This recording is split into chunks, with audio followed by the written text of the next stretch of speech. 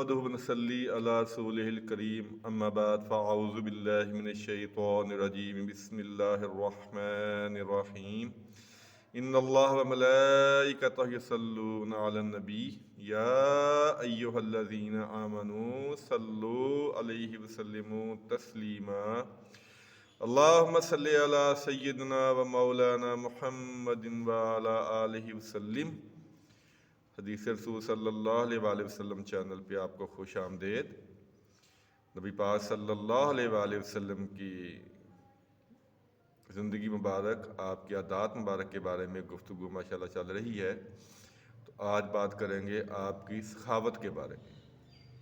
پہلے عرض کر چکا ہوں کہ نبی پاک صلی اللہ علیہ وآلہ وسلم کی ایک ایک سنت اور ایک ایک عادت کو بیان کرنے کے لیے زندگی چاہیے، علم چاہیے۔ میرے پاس کچھ بھی نہیں ہے، بس یہ ایک سعادت حاصل کرنے کے لیے، ایک کہ شاید قیامت میں ہمارا نام بھی آپ صلی اللہ علیہ وسلم کے ثنا خانوں میں آ جائے۔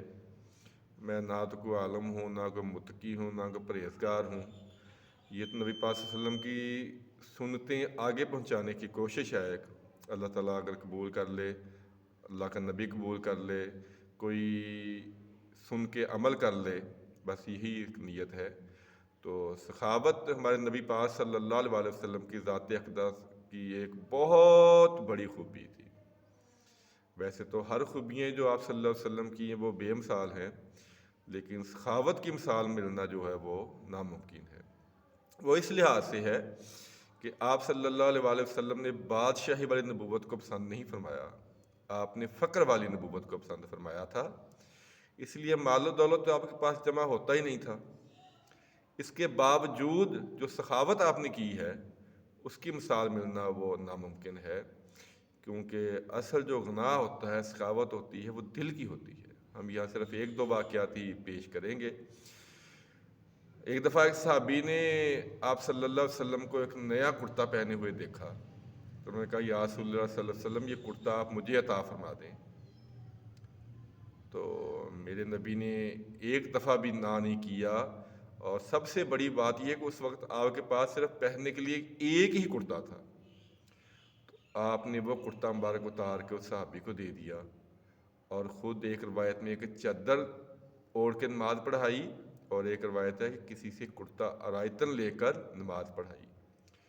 صحابہ نے ان صحابی سے کہا کہ تم نے نبی پاک سے کرتا کیوں لیا؟ ان کے پاس تو پہلے یہ کرتا تھا۔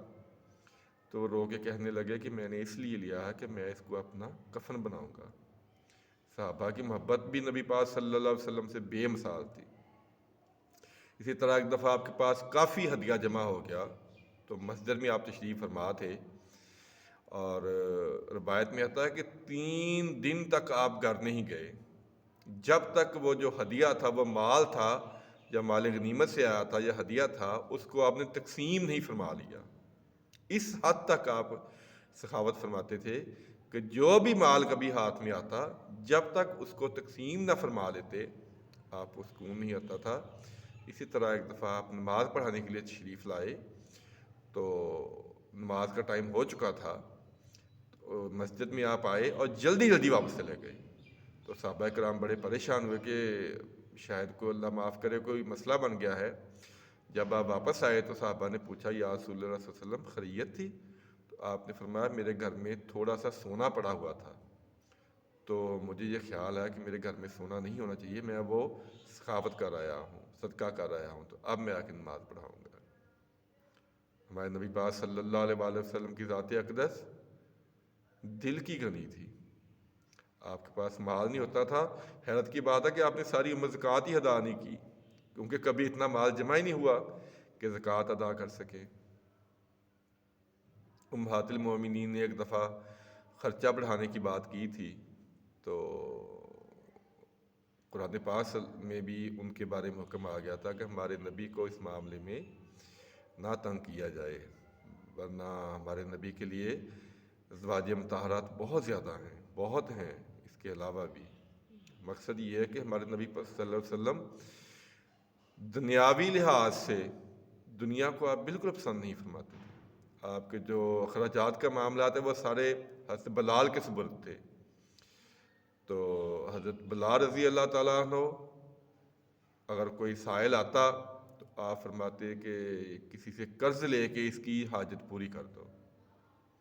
یہ ہمارے نبی پاک صلی اللہ علیہ وسلم کی ثقافت تھی کہ گھر میں کئی وقت کا فاقہ ہے، اور وہ یہ ہستی ہے کہ جن کی خاطر کائنات پیدا کی گئی ہے، اور گھر میں فاقہ ہے لیکن سائل آ گیا ہے تو اس کے لیے یہ کہا گیا ہے کہ کہیں سے قرض لا کے اس کی حاجت پوری کرو۔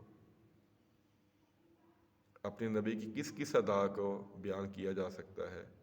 پہلے ہی کہہ چکا ہوں کہ ایک سنت اور ایک ادا کو بیان کرنے کے لیے عمریں چاہیے، لیکن ہم صرف یہ اس لیے کر رہے ہیں کہ شاید کوئی عمل کر لے، شاید نبی پاک صلی اللہ علیہ وسلم کی جو سنتیں ہم سیکھنے کا شوق ہم میں ختم ہو گیا ہے، ہم مہنگی کتابیں نہیں خرید سکتے، یا ہمارے پاس سب سے بڑی بات ہے ہمارے پاس وقت نہیں ہے، تو 2 4 5 منٹ میں نبی پاک صلی اللہ علیہ وآلہ وسلم کی ایک آدھ سنت، ایک آدھ عادت مبارکہ ہم تک پہنچ جائے۔ اللہ تعالیٰ سے دعا ہے اللہ تعالیٰ شرف قبولیت عطا فرمائے، اللہ تعالیٰ نبی پاک صلی اللہ علیہ وآلہ وسلم سے سچی پکی محبت عطا فرمائے، اور آپ کی سنتوں پہ عمل کرنے کی توفیق عطا فرمائے۔ آپ کی ایک سنت مبارکہ یہ تھی کہ جب آپ فجر کی سنتیں گھر میں پڑھ لیتے تو اس کے بعد آپ سیدھے رخ تھوڑا سا ضرور لیٹتے تھے۔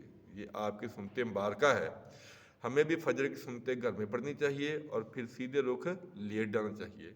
اللہ تعالیٰ سے دعا ہے اللہ تعالیٰ شرف قبولیت عطا فرمائے، آمین ثم آمین۔ السلام علیکم ورحمۃ اللہ وبرکاتہ۔